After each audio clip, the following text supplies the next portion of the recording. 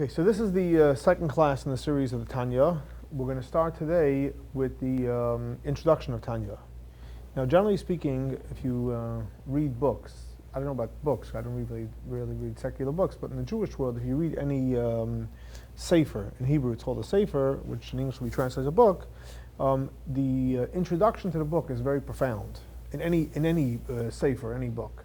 And the reason is because the author in the introduction lays out his foundation, which is basically the theme or his whole outlook on life, or his whole outlook of what the philosophy of his book is, or the concepts, deep concepts that he's going to be discussing in the book. So it's traditionally known to start off with studying the cover page of the Tanya, and the reason is because here you have, so to speak, the global map of what's going to be discussed in Tanya. In other words, the whole book of Tanya, the 5 sections, right, is all encapsulated in the first page. It's like tell you have your microchip, so everything is there, and from there, if you have the proper tools, you can see the thousands of insights and details, etc. So literally, if you had the power within the first page of the Tanya, the whole Tanya is there. Because think about it, if someone writes a whole book, and there's a lot of details, and he's telling you on the front cover, this is what the book is about. So the name and the introduction has to encapsulate the whole book and the whole theory and the whole philosophy and the whole concept of the book. Otherwise, why is it called the introductory page? So in the introductory, there's always encapsulated the whole story. So, but obviously it's an abbreviated version. But it's abbreviated enough that it's almost like when you look at that, it reminds you of everything. For example, I'll give you an example. God commanded us, men, to wear tzitzit, right? We wear tzitzit. Now, why do we wear tzitzit? First of all, it's a commandment. And God says in the Torah, in the Shema, when you see the Shema, it says, U're'isam osam, right? When you'll see them, uschartem, you'll remember all the mitzvot. Wow, there's 613 commandments. 613. So tell me one person. Okay, I'm going to say, look at the tzitzis, and now tell me all the 613 commandments. Right. Is that really what happens? I haven't looked closely enough. There you go. And so, but obviously, if God says "U're'isam osam," and you'll see it, uschartem, you'll remind yourself of all the commandments. I mean, honestly, find me one person that looks at it and starts listing you off all 613 commandments. The reality is, it's not there. But in the mitzvah of tzitzis, when you look at the talis katan, that will remind you of the theme and the essence of all the mitzvot. In other words, what's the essence of all the mitzvot? In other words, every single mitzvah has as one ingredient of this in each mitzvah. What is the essence of all the mitzvot?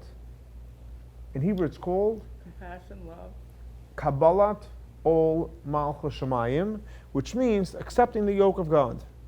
So every single mitzvah that we do, the essence of each mitzvah is to accept the yoke of God on you. So when you look at the mitzvah of tzitzis, it reminds you of God. And that's really the theme of all the mitzvot. Just for example. Okay, so let's go over to the introductory page of the Tanya. So the Alter Rebbe begins and he says, L'kutei Amorim, it's in a humble way, he says he collected these writings, different thoughts, etc. And this is the first part, because there's 5 parts of the Tanya. And he says the name of this book is called Sefer Shel Beinonim. Sefer Shel Beinonim. So actually, a lot of people know the name of Tanya as Tanya. And the reason why it's called Tanya is because that's the first, in the first chapter, he quotes a Mishnah, Tanya, or Brisa. And Tanya is the first word, and therefore they got the name Tanya. But it's also known as what name? The Sefer, the book of the Beinoni. Now, so in other words, if it's known as the name Beinoni, in that word, Beinoni, you have encapsulated the essence of the whole Tanya. So we're going to talk today about the Beinoni. Is there an English translation? Yeah, we'd like an English word. That's I'm happy you asked that question. Me too. I'm happy that you're happy that I asked. Beinoni actually means, Beinoni, right, means what? The middle. In other words, In other words, let's say for example, you have Chava's birthday today, so we're giving out cake, right? So you can say, give me a big piece, or give me a small piece, or give me an intermediate piece. Which is Intermediate piece. middle. So it's not big, it's not small, it's in between. Beinoni. Beinoni. Okay. So that's what you call it. So he says this is called the book of the Beinoni. So what does that mean? There are big people, and there are small people, and there's intermediate people, and this is the book for the intermediate people. So if someone's tall, It's the wrong for book, everybody. or someone's short, but it's called the Sefer Shel Beinoni. It's called the Sefer Shel Beinoni. So Beinoni of what? Is it physical height? What kind? Spiritual No, height? No. So there's obviously three categories of people in terms of, again, as we discussed last week, our spiritual human being. You have like this. You have a tzaddik, you have a Beinoni, and you have a Rasha. Beinoni can be stuck anywhere, but in this case there's a tzaddik, which tzaddik, and I'll translate, means a righteous man. You have a Beinoni, which means an intermediate man. And you have what? You have a Rasha, which is a wicked man. Now, so in order to really understand what Beinoni is, you got to know what tzaddik and Rasha is. In other words, certain things you can define what it is. Okay, this is a tzaddik. This is a Rasha. What is a Beinoni? So you really know what a tzaddik is. A Rasha is to know what a Beinoni is. So, generally speaking, what does tzaddik mean? He's a righteous man. What is a righteous man? He does mitzvot, dedicated to God. He doesn't have any flaws. He aces 100 on every test. Tzaddik, Right. 100, right? I think you told us. What's a Rasha? Aces a 0 on every test, and he's proud of it. What's the Beinoni if that's the case? In between. The guy gets a 50. Yeah. Is 50 a passing mark or not? No. Depends on the curve. It has to be Very good. Depends on the curve. 65 or 70. So the Alter Rebbe, in order to really understand what the definition of Beinoni is, and what the definition of a tzaddik is, and what the definition of Rasha is, we're going to introduce to you the Alter Rebbe's definition of who we are, that will make us either by definition a tzaddik, or by definition a Rasha, or by definition a Beinoni. Now this system Is of this a test? well, It looks like it's a test to no, me. so this system, the way the Alter Rebbe defines a tzaddik, a Rasha, and a Beinoni, this system is unique. And as the originator of this was the Alter Rebbe.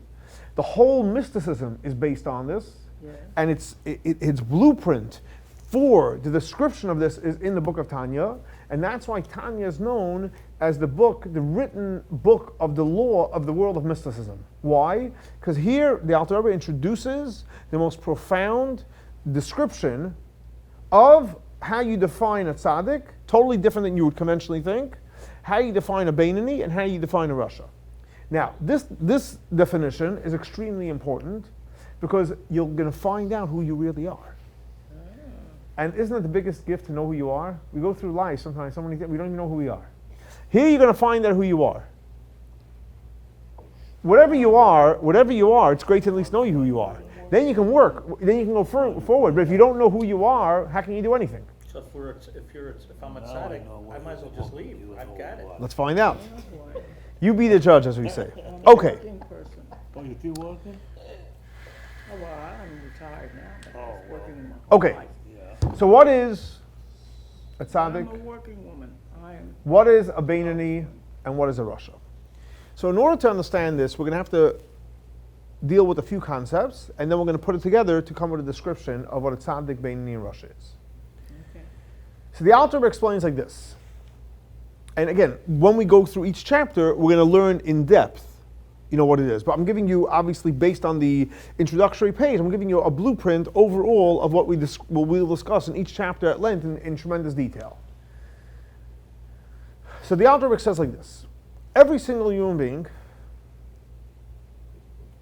God created a body, which we all see, the body, that's the physical part. But because we see it, it's only the revealed part of who we are.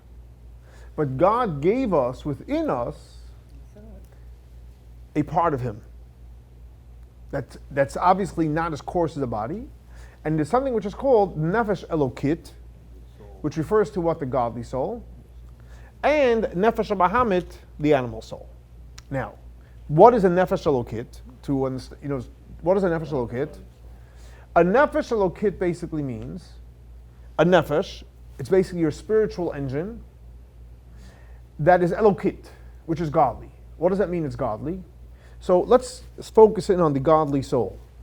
The godly soul is, in the pure sense, is godly. Meaning to say is, it only sees good things, godly things. All it wants to do is pray and study Torah and do mitzvot and make the world a better place. It doesn't hear negativity. Gossip doesn't even enter its world. It doesn't, Lashon Hara totally flies over. Not that it flies in and flies out. It totally passes over. Wants to do the will of God. Just wants to do the will of God. Exactly. Just wants to do the will of God and does the will of God. And does the will of God. That is what a nefesh elokit is, by definition. In the same time, let's move that to the side. We each have a nefesh bahamit. Now, what is a nefesh bahamit? Nefesh means a soul. Bahamit, animal. Now, what does an animal soul mean? Animal soul does not mean a bad soul, God forbid. No, it's ego. Animal does not, there's zero negativity. It's just basically animalistic by nature. What does that mean? Survival. What does it mean animalistic by nature? It wants to survive. To eat. It wants to eat. Breathe. It wants to drink. It wants to sleep. Wants to breathe. It wants to basically take care of itself. It wants to survive. Now, if we didn't have the animal soul, we wouldn't be living. Because we have no drive to eat, no drive to sleep, no drive to be successful.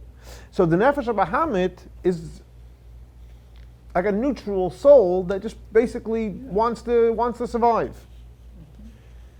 Now, the reality is, the nefesh elokis and nefesh bahamis are really, even though they're two beautiful engines, they're going in two different ways. Nefesh elokis rather sit and study for an extra hour. And the nefesh bahamis rather, let's say, watch TV. Again, not bad. Doesn't mean he's going to go out and wants to kill somebody. We're not talking about someone that's, wants to do terrible things. We're just talking about a drive that wants to just live, go play a game. Not bad necessarily. It could be bad things too. It's a drive. So here you have the struggle between what? Between nefesh elokis and nefesh bahamis. And basically, the root of all problems that we have is this conflict between the godly soul and the animal soul. That is the root of all our issues. In other words, if we just had a godly soul, life would be wonderful. If we just had an animal soul, life would be wonderful too. Wouldn't be any guilt, right? Also wonderful. The problem is we have these two forces within us, and each one of these forces wants to be in the driver's seat. It's like I always say, you have a car with one steering wheel, and you have two drivers, and each want to drive. Now, what is the goal? The goal is not to, God forbid, smother or restrict the animal soul. The goal is just to inspire it and educate it that it should also want godliness. In other words, inspire the animal soul that the same thrill that you get from surviving, you can get a greater thrill from having a relationship with God. So in other words, the godly soul didn't come down to this world to be elevated. The godly soul is godly.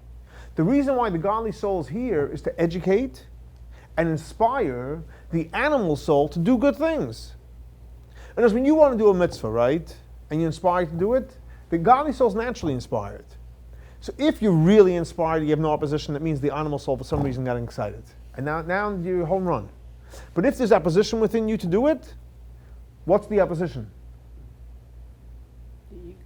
The animal soul. Yeah. The animal soul is the opposition. So you can fight it, but now you have a fight. Fighting is not good. Or what could you do? Try to educate it. With passion, with warmth, and with love. Inspire it to do what? Do good things. Do good things. Now, so one can ask the question, what does that mean? Life is a war? The answer is, Yes. It is a war. It is a war, but it's not negative. And it's a war, but it's not negative. In other words, like this. You can transform the animals. No, I understand, but the point I'm making is it's a war, but it's not a negative war. So, for example, you can view it that way. And then it's going to be a struggle. But let's say, for example, you have to educate a child, whether it's your child or a student or whatever it may be. You can view it that that you and the student there's enemies here. You're going to have a hard time educating the kid. You probably won't be able to educate the kid. But if you view the kid as a beautiful child, and you're entrusted with him to educate him, guess what? You're going to come from a place of love. The child will feel the love and will allow you naturally to mentor him and educate him, and you'll both grow from it. You'll learn patience. You'll learn how to deal with the child, and the child will gladly eat up everything that you're saying. So in other words, the struggle between the godly soul and the animal soul it shouldn't be viewed, God forbid, as a fight and something negative. On the contrary, it's something which is beautiful and something very, very positive. Now,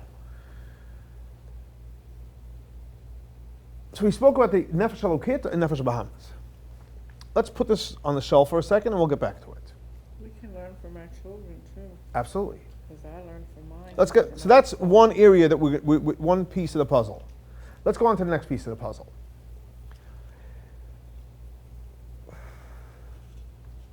As we know from the other classes we studied, you have intellect, you have emotions, you have actions, and these are all part of our 10 sefirot. But then there's something, and here's the important part, which we're not going to talk about today. Then there's something which is called garments. What's a garment? What's a garment by definition? So take, for example, if you walk into the hospital and there's a doctor there. There's a doctor. So what do you see? You see him wearing a doctor's outfit. White uniform. You see, for example, the trash man, he's wearing his type of uniform. You go into a bank, they're wearing their uniform. Whatever industry you're in, they usually wear that type of uniform. Now, a doctor that went to school for, let's say, 10, 12 years, whatever amount of years he went to go to school, to medical school, to become a doctor, and he comes out of school, they give him his diploma, and he puts on his white coat, and he shows up at his office, and he's ready to see patients or do a surgery. Now, what do you see? A doctor. What happens if somebody never went to school and puts on the garments and is ready to do surgery? Uh-oh. That's Obama. Uh-oh. Obamacare. Obama. There you go. No politics. So is the guy a doctor or not? No. Is the guy a doctor or not? No. But he looks like a doctor. And He looks like a doctor. What's the he's difference? wearing a disguise. Don't have a training. No training on that. He's, huh? But let me ask a question like this. Let's say the doctor shows up to work one day and he forgets to get dressed and he's wearing his pajamas that he wore at home. He walks into the office. But he's still a doctor. But is he a doctor or not a doctor? Still a doctor. Let me ask you a question. If you were the patient coming to get surgery, and you give a look, the doctor's supposed to operate on you, and he's wearing pajamas. Yeah. How are you going to feel? I wouldn't. It's scary. Oh, crazy person. If I know him and if I know that he... We're not philosophizing. You're walking in there, you're ready to get surgery, and you pick up your eyes, you go, oh my gosh, this guy's operating me. Is he a doctor? Your first reaction. Right. Your first reaction is, what's going on here? There's something wrong. I have a secret to tell you. Yes. In the operating room, the green scrubs that they wear look like pajamas. Well, but it was a doctor. Okay, good point, good point. I'm telling you from my experience. Oh, but that's in order. You a patient. You a patient different. Okay, one second, hold on. What's my point? My point, the point of the analogy is like this. My point of the analogy is as follows. Just a little levity. When someone's wearing garments, how do you judge somebody? We judge people by the way they're dressed. It means if the doctor comes dressed, when the doctor comes dressed in his white suit, you feel comfortable. He doesn't, now you're nervous. Someone that never went to had an education shows up in the white suit, and you don't know that he doesn't have an education, are you going to think he's a doctor? Sure. You're going to think he's a doctor. Sure. But why? Because garments are extremely important. Now the reality is we all know, a guy that went to medical school puts on a white garment, the doctor's garment, he is not capable of operating on you. But he looks like he is. He looks like he is. Yeah, that's it. One second. What's my We're judging point? a book by the cover. My point is like this.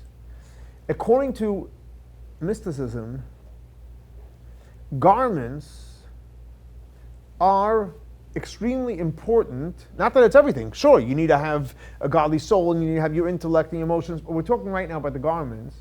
Garments are extremely important, but B, more importantly, what did we just see from the example? That you don't have to be a doctor to put on a doctor's garments. I'm not saying you should go practice. That's not my point. All I'm saying is you do not have to be a doctor to wear doctor's garments. Only And if it's you- Halloween. If it's Halloween. And you will still give the impression that you're a doctor. And matter of fact, a lot of phony doctors do that. They dress up, no one asks questions, he looks like a doctor. Okay, what's the point?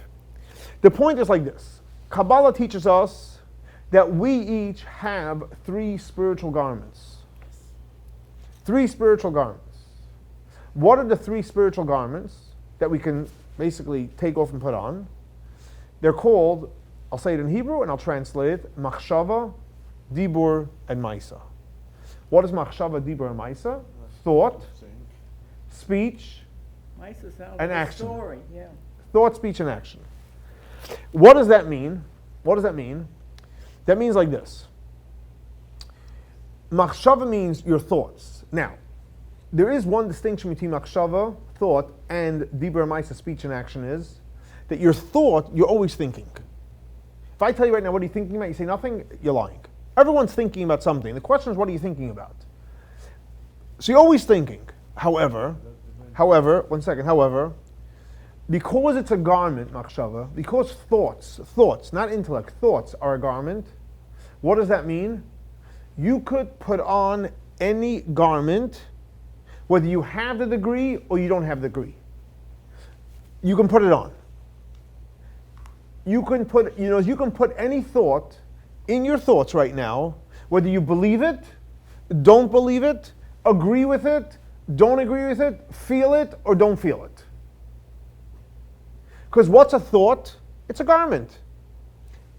Someone that's not a doctor can put on a doctor's jacket. A doctor can put on pajamas or put on a trash man's suit. That's what a garment is by definition. So you can think any thought you want. Let's do the other 2 and we'll come back and explain all 3 together. Okay. Speech is also a garment. Yes, You could say things which are true, not true. You believe, you don't believe. You feel, you don't feel. You agree, you don't agree with. Makes sense, doesn't make sense. It's just a garment. It's just words that come out of your mouth. And you can say anything you want. Actions are the same thing too. You can do things you agree with or don't agree with. You can do things you want to do, you don't want to do. You can do things you feel is right or you don't feel is right. It's basically just like, it's a garment. So that applies to thought, speech, and action.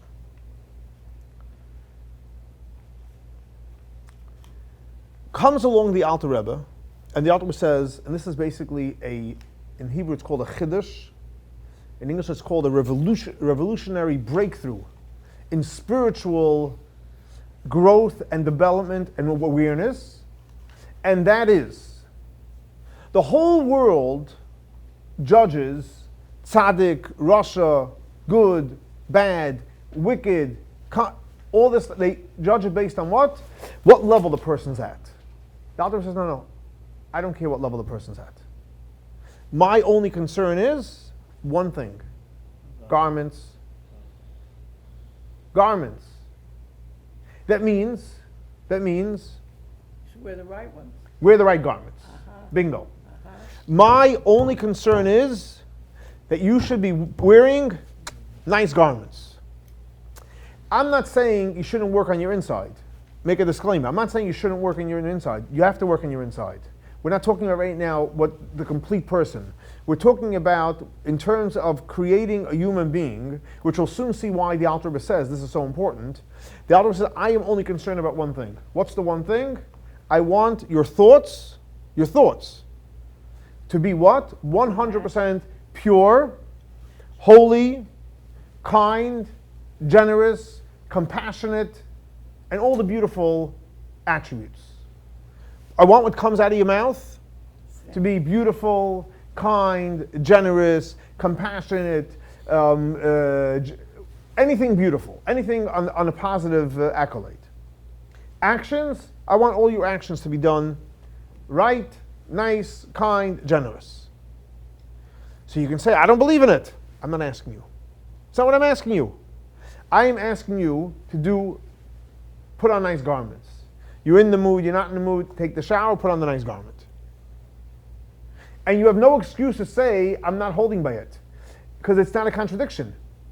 Just like the non-doctor could put on a doctor's robe, and the doctor could put on a pair of pajamas, you could put nice thoughts in your mind. You can choose. Not in your mind, in your thought. You can think nice thoughts. You can think positive thoughts. You can think optimistic thoughts. You can talk inspiring thoughts, positive thoughts, hopeful thoughts. Your actions, you can go do mitzvot. You're not in the mood, you hate the person, you can still give the guy charity.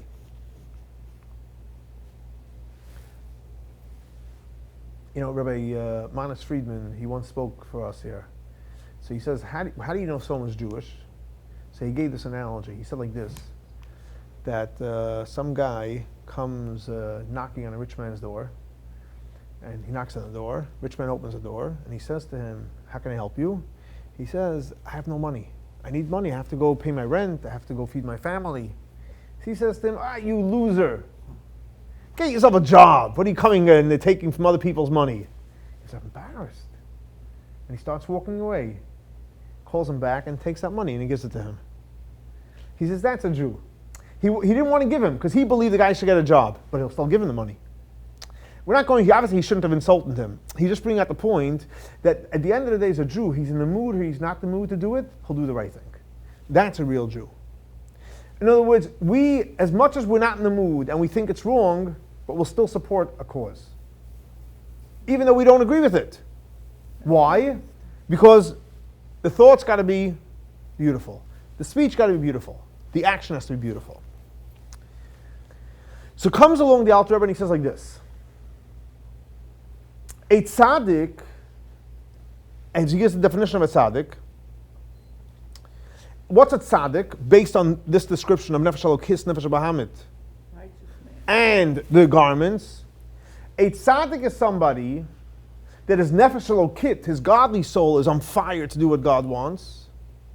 His animal soul also is trained, totally trained. It will only do what God wants from a soul perspective. So he has a twin engine, Nefesh Elokit, Nefesh Bahamis, both engines lined up. They only want to do godly things, and anything that's not godly doesn't fit. It doesn't register. For sure, automatically, if you have the Nefesh Elokis, Nefesh Bahamis lined up just to be godly, so it's obvious that the thought, speech, and action are all going to be holy and godly, by definition, by default. That's one extreme. What is the Rush, on the other hand? Who runs his life? The Nefesh Bahamit. He does whatever he wants, when he wants, where he wants, does whatever he wants. Nefesh Elokis is sleeping. He got him trained. Don't bother me. Therefore, his thought, speech, and action are 100% whatever he wants to do, not holy and wherever he's holding. Two extremes. Now, the tzaddik, that's a very high level. That's a high level. To be able to transform your animal soul, that you should have no interest in anything in this world other than God, that's a high level. Now we should all aspire to get there. And with God's help, we'll eventually all get there. But it's a very high level. The Russia is obviously a low level. And that's an easy place to go. Just do whatever the animal soul wants, you're there. So where are most people? And here comes the Alter Rebbe and he makes a distinction. He says like this, where are most people? He says most people are considered the Beinoni. What does it mean, the Beinoni? Every single minute, every single second for some people, every hour, every day, it's a constant battle between Nefesh Elokis and Nefesh Bahamis. Literally constant. Sometimes it's really, really agitating, Sometimes it's a little more dormant, but the struggle is always there. That's good. One second, the struggle is always there. The godly soul wants to study and pray and do more and more and more and more. He's on fire, and the animal soul is, come on, let me go ahead, right? It's a constant struggle. However,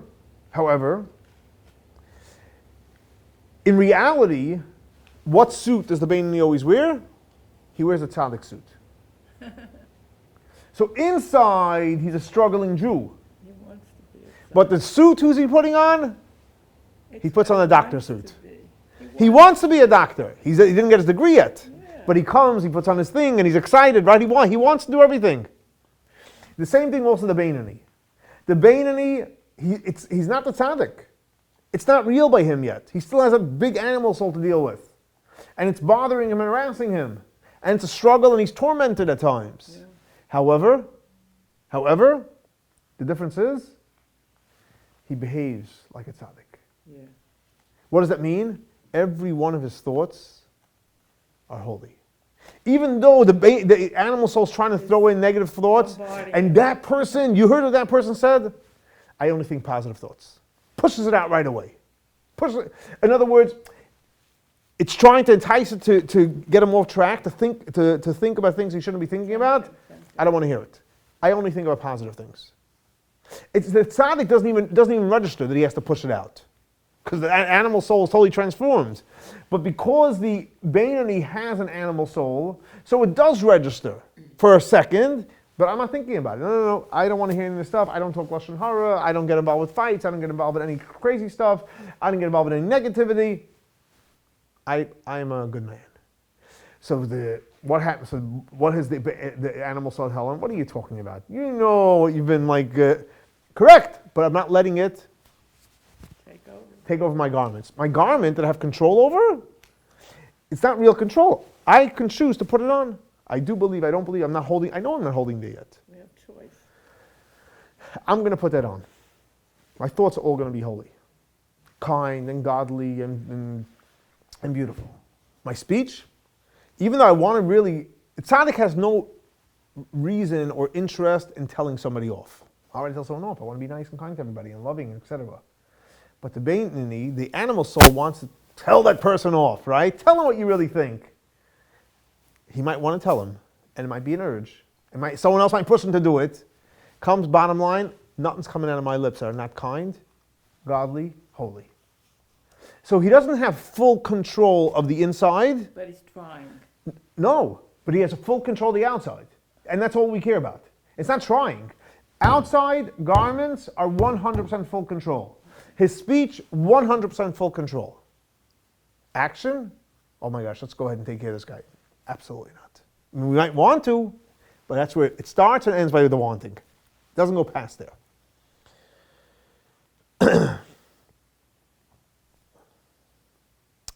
So in other words, here lies the real person. Because in a certain way, a tzaddik is really almost like an angel. And so is a Rasha, like an angel. Angel in the good and the bad. The Beinoni is the average person. So Beinoni means not only is he Beinoni in between the tzaddik and the Rasha, but the author was saying Beinoni, that's the average person. Beinoni means it's the average person in this world. The average person in the world is torn. On one hand, you want to be good, you want to be godly. Struggling. On the other hand, you want to enjoy life too. Not bad. You just want to enjoy life. We're not talking about doing something bad, for sure not. But you have this urge to listen. What's wrong with a little gossip? A little gossip. Come on, I worked hard all day, right? I need to loosen up a little bit. That's great. Keep it in your wanting. Don't think any gossip. Don't talk gossip. Don't do it. And that's the difference. Because once you start putting on the garments of what? The Rasha, you're going down a slippery slope. Obviously, you'd love to transform the animal soul, but you don't have the power to do it. So the Alter writes, Sefer Shel Beinonim. This is the book of what? Of this intermediate guy. Now, once you know this, right? This gives you tremendous clarity in a lot of things. Number one is clarity yourself, and also clarity really to understand many people. Like you see people struggle with certain things. You know, they say, they don't really believe it, right? And they don't really mean it when they say that. So if you don't know this, you would say, yeah, you're right, they don't mean it, I'm not listening to that person. And even for yourself, you know what, I don't really mean this, why am I doing this? So you get personally, if it's about yourself, you get despondent. And with other people, you lose faith in other people. Because the guy said he really wants to be a nice person, but look, it's not really coming from his heart. So if you didn't learn Tanya, you would have this judgment about all these people and about yourself and other people. So you wouldn't be able to have like a real relationship with people. Once you learn this, what do you learn? It's the biggest breakthrough in life. You realize that it's not about really how you feel and believe. That's a lifelong struggle that we have and the other person has. So why would you judge somebody based on something that they don't have control over, they didn't have control over, and they probably will never have control over? Just like we don't have control over it. We're not angels. They're just being human. They're being human. But, on the other hand, did they say good morning? Yeah. Did they show up? Yeah. Boom, home run.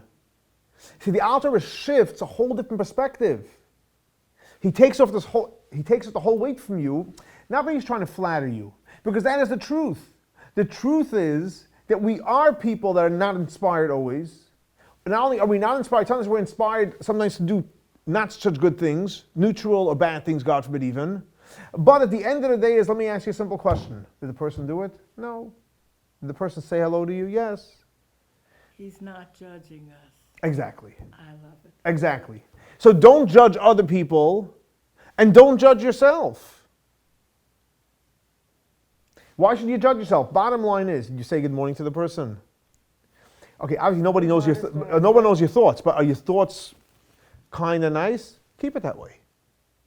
Perfect. In other words, like this. Let's say, for example, somebody's in first grade. So what do you expect from them? To do the work of a first grader.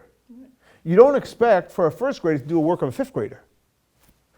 Or a fifth grader to a 10th grader. Every grade is age appropriate. So age appropriate for each and every one of us for our whole life, from when we're born until we die, is what? Take control of your thought, speech, and action. As long as you control your thought, speech, and action, irrelevant if it's there with the passion and the motivation and the animals and the animal soul is totally transformed, we're okay with that. So the minute you do this, guess what happens to yourself? Oh my gosh, why am I beating myself up? Everyone's like this. Now, this doesn't mean to be complacent and not try to work on yourself. You have to work on yourself, but don't be hard on yourself. Bottom line is, you got up today, took care of the kids, the house is normal, you went to work, you were nice to people, you did a great job. What, you weren't inspired? Okay. Who said you have to be inspired always? And who said you're going to be inspired always? Fine, you want to work on yourself, pray a little, study a little, do an extra mitzvah, try to get yourself involved a little more, or excited about Judaism, or excited about life, about God. Fine, work on it. But just because you're not there, you're never going to get there.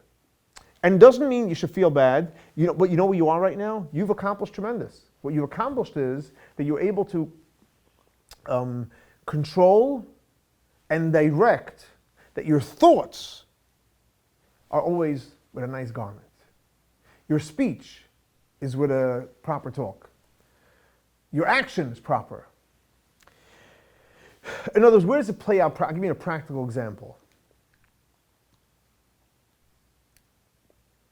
One of the foundations of Judaism and foundations of mysticism, not a contradiction, it's the same thing, is that we are to be happy people.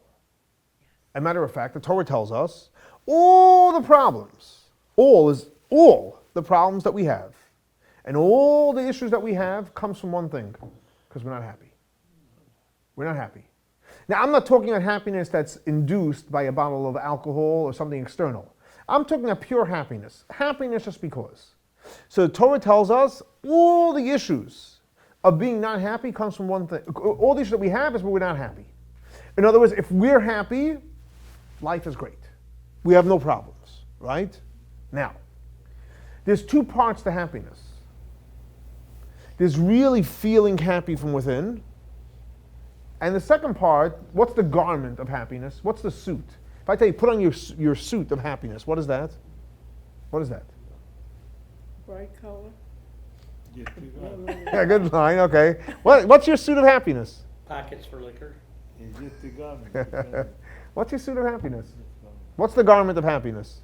You saw the piece? A dancing costume. Pretty getting closer, but keep it simple. Okay. A nice smile. Ah. A nice smile. Yeah. You know that Now, works. Let me ask you a question like smiled at this. somebody once, they said you made my day. And I Let me ask you a question like this. Let's say you're not in the mood of smiling. You're unhappy. And for, let's say, good reasons, it's irrelevant. You have your reasons why you're unhappy. And you don't walk around with a smile. Could I tell you, listen, stop what you're doing. You ready? Put on a smile. You can do that. Absolutely. There's even an exercise where you put a pen in your mouth and it like creates a smile face and you become happy. Right? What's the point? The point is that, true, there's two parts of happiness. One is really feeling happy, whether it's from something external or internal. Obviously, the goal should be from internal. But the garment of being happy is putting on a smile. So in other words, what would the Beinoni outlook on happiness? What's the Beinoni outlook? Very simple. Are you smiling? So therefore, just like positive thoughts, positive speech, positive action, right? Godly thought, speech. You can 100% do it whether you're in the mood or not. You can put on the smile whether you're in the mood or not. You're not in the mood of being happy. No problem. Don't be happy. But please put on the smile, right? And guess what? You can put it on. You can put it on. Your kid comes downstairs, right? He's ready to go to school and he doesn't have a smile. So what do you tell the kid? Hey, you took a shower this morning? Sure. You got dressed? Sure. Go back and put on that smile before you leave the house. But I'm not in a good mood. That's fine, but go put on the smile. Guess what? They laugh and they put on the smile. You don't have to be internally happy to put on the smile. You're not happy because you smile. You don't smile because you're happy. You're happy Right. because you smile. I read that somewhere. Okay. So in other words, what does the Alter Rebbe say? He says like this, that to really be a Beinoni, you would think, oh my gosh, it's a big struggle, right? It's a big struggle. The Alter Rebbe says, no, it's not a struggle. No. It's not. 'Cause if I tell you transform your animal soul, that's hard work. You might be successful, you might not be. Certain days yes, certain days not. And it's a lot of work. I'm not going for that. But one thing I'm going for, and it's non-negotiable, thought, speech, and action. The smile. And he bases on a verse in the Torah. What does it say in the verse in the Torah? In Deuteronomy, it says, Ki karvei lach hadavar moed. This thing is very close to you, to do, right? Beficha ubilvavcha lasoisei, with your mouth, the heart, and action, which is basically talking about thought, speech, and action. And he says, I'm going to explain to you in this book of Tanya, how to do it, but I'm going to explain to you how it's close to you to do it. How it's very close to you to do it. Like it's not a problem, it's very easy. You can just go ahead and you can do the right thing. But he says, I'm going to explain to you how to do it, but I'm telling you as an introduction, I'm going to explain to you how to do it, and he says, B'derech arucha uktsara. I'm going to explain to you how to do it in something which is called the long, short way. Now, what does it mean, the long, short way? So, in other words, I'm going to explain to you, ready? In the long, short way. He could have said, I'm going to explain to you in a short way. He could have said, I'm explaining to you in a long way. Right?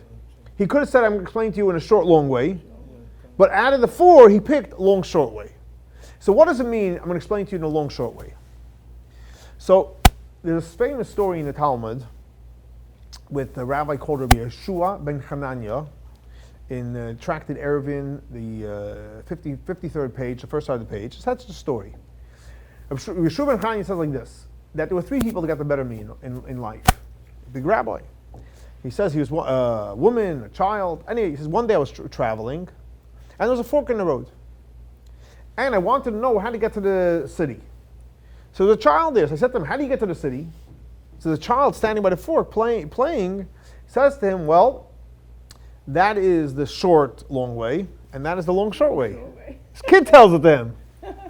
So he thinks to himself, short, long, long, short. Well, this is short, long, so it sounds short, I'm going to go the short, long way. So sure enough, he goes short way, and within minutes, guess what? He already sees the city. He's thrilled. That was really short. But now there's mud, and there's thorns, and there's obstacles, disaster. He's getting himself dirty, turns around, goes the other way. Tries the other way, up the hill, down the hill. Oh my gosh, when is it going to windy? When is it going to end? And as he's thinking that, bingo, he's there. So the first way, he showed up. He got there right away. But he can't get through. The other way was up the hill, down the long. Arucha was long, but eventually he got there. So the Alter Rebbe says like this. There's two ways to work on yourself and transform yourself. That your thoughts and speech and action could be, perfect, and everything else that we discussed in Tanya. One way is a short way. I inspire you, right? Smoke some mirrors. So you get excited, Judaism, right? 101, you get excited. And then what happens after the excitement? Right? That says, no, I don't take that approach. Because the short approach, anything that comes quick, eventually it's very, very long. Because if you're inspired from raw inspiration, you know what happens after inspiration goes away? The whole thing's out. However, if you're willing to do the work, and you're willing to put in the time, and the effort, and the meditation, and the studying, and the learning, and working on yourself, it's long. But eventually, when you get there, now you're there. That's it. There's no going back. You arrived. You arrived. So the Alter Rebbe says, my approach is a rucho ktsara. In other words, you're not going to find big inspiration. Yeah, I'm not saying there won't be inspiration. But the goal is really to teach you a method and a system to be able to transform yourself in a very, very simple way. And the Alter Rebbe finishes off the last line. He says, Be'ezer Hashem Yisbarach. Now, what does Be'ezer Hashem Yisbarach mean? And this is extremely important. That's, so to speak, his closing statement. What's his closing statement? Be'ezer Hashem Yisbarach, with the help of God. What does that mean? That means like this. What happens is, when you're trying to do, spiritual work, whether it's through prayer and study and mitzvot, etc. So what's the goal? The goal is to be a refined human being. But we all know, let's say when you do a good workout, you feel great. Now, once you feel great, you know what happens when you feel great? I mean, it's good to feel great, but then you think, fine, I got this. I got it. I know it already all. And then you start going backwards. In English, it's called failure by success. Failure by success. You're successful. I don't have to do anything anymore. And guess what? You keep your eyes closed, and sure enough, before you know it, you're all the way back. In other words, what the Alter was saying is, it's hard work, but know that whatever you're accomplishing is with the help of Hashem, and don't be arrogant to think, oh, I did it. Because if you did it, you're going to stop. But if it's with the help of Hashem, you keep on going. Not only that, when you do, there are times in the struggle where it's going to be hard. Let's say, for example, there are times, since your animal soul is still on fire, there are times when you do want to, some negative thoughts want to creep in, and you really want to think about it, right? And you don't have the strength to push it out. And it's going to bother you if you don't really analyze it. Or, for example, if you don't really, you want to tell the person off. I mean, you feel like enough already. Like the expression in Hebrew, maspik, I got to tell the person off, right? And it's a real struggle, but the minute you tell the person off, guess what? Now you just put on dirty garments. Or you want to go do something not necessarily so nice. Not necessarily evil, but not necessarily so nice. So it's a real fight. Do I just get it out of my system? In this way I'm done? But bottom line is, the minute you do that, the only thing you really accomplished was you took off your white garment and put on a dirty garment. So right now you're in a dirty space. You have to tell the person, but it's not the person, but the other person. My concern really is, where are you right now? You allowed yourself to become tainted. Don't give up. Oh, so where's the person find the strength? So he says, Be'ezer Hashem Yisbarach. You have to take in this journey, just like, for example, if you were taking a journey you were taking a hike, a 10-mile hike. Are you going to go without water? How can you go without water? You're going to get dehydrated. So you always have to have water with you. So he says, in your journey of spiritual growth, where you're trying to maintain a strength to be able to go all the way and to be able to, overcome the obstacles, take God with you. And this way, there's times you might have to pull the red string in the train, the emergency stop button. You might have to say, "Oh my gosh, help me," and you might have to pull the idea of faith or hope that it's going to work out, and that will keep you going. The arrogance is from the ego, who thinks it can do it without God's help. Correct. So the bottom, what's the outstanding we're finishing off? That in this journey, which is a real journey, it's a real struggle. To know who you are and to keep yourself, so to speak, with the white garments on, you need to have tikva, you need to have hope. And the way to have that, you hold God with you, and whatever you're doing with the help of Hashem. And as long as you're doing it with the help of Hashem, you can do anything. You can do anything and everything.